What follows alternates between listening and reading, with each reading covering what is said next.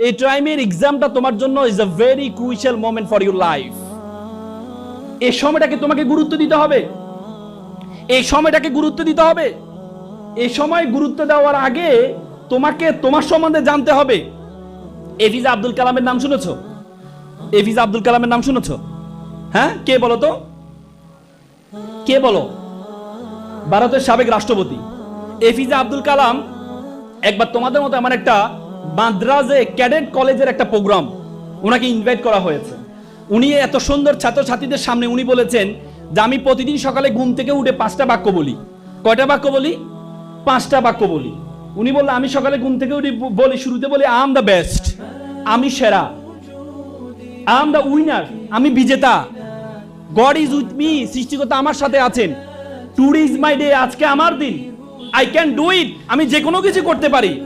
এই 5টা বাক্য বলতেন। প্রথম যে বাক্য সেটি হচ্ছে আই এম দ্য বেস্ট, আমি সেরা। তোমাকে তোমাকে সেরা মনে করতে হবে, তোমাকে তুমি যে সেরা এটা ভাবতে হবে। তুমি যদি মনে করো তুমি সেরা না, তাহলে তুমি কোনো সেরা না।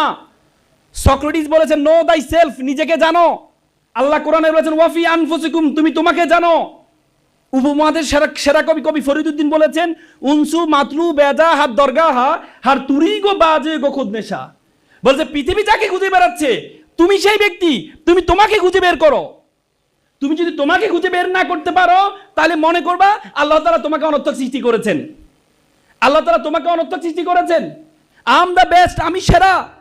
এই সেরাটা ভাবতে হবে তোমাকে।